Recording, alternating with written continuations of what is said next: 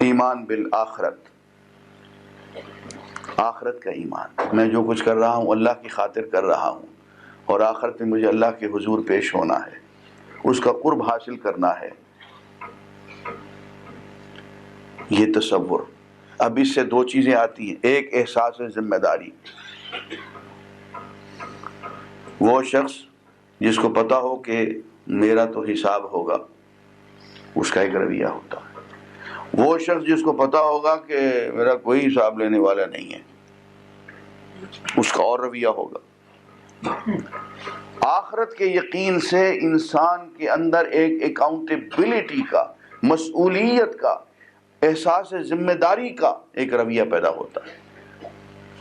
دوسری چیز جو بہت اہم ہے، انسان یہ سمجھتا ہے کہ یہ انصاف جو ہے یہ ایک امپاسبلٹی ہے، اور واقعتاً اس دنیا میں انصاف ممکن نہیں ہے بغیر آخرت کے انصاف کا تصور، جسے قرآن جزاء وفاقا، پورا پورا بدلہ، نیکی کی ہے پورا بدلہ ملے، برائی کی ہے پورا بدلہ ملے، یہ صرف آخرت میں ممکن ہے،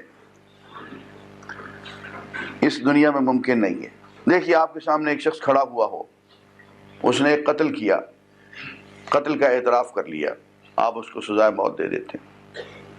ایک دوسرا شخص کھڑا ہوا ہے، آپ جج ہیں، وہ کہتے ہیں جی میں نے تو بم بلاسٹ کیا تھا، میں نے تو 100 آدمی قتل کیے، وہ 100 قتل کا اعتراف کرتا ہے، اس کو آپ کیا کریں گے؟ اس کو بھی وہی ایک سزائے موت دیں گے۔ جو ایک قتل کا مجرم ہے اس کو بھی وہی سزا، جو 100 قتل کا یا 1000 قتل کا مجرم ہے اس کو بھی وہی سزا، تو 99 قتل کہاں گئے؟ اس کی تو ہم کوئی سزا نہیں دے سکے۔ سزا تو یہ تھی کہ اس نے 100 قتل کیے ہیں، اس کو قتل کیا جائے، پھر زندہ کیا جائے، پھر قتل کیا جائے، پھر زندہ کیا جائے، 100 مرتبہ اس کو موت کی سزا دی جائے۔ اب یہ جزاء وفاقہ ہو گیا، یہ اس دنیا میں ممکن نہیں ہے۔ معلوم ہوا کہ انصاف کا تقاضا سوائے آخرت کے کہیں پورا نہیں ہو سکتا۔ اس دنیا میں جو انصاف ملتا ہے وہ جزوی ہے، اس دنیا میں جو جزا ملتی ہے جزوی ہے، جو سزا ملتی ہے جزوی ہے، مکمل نہیں ہے۔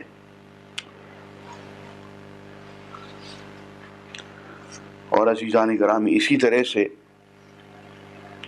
ایمان بالقدر کا تقاضا ہے، تقدیر پہ ایمان لے آئے۔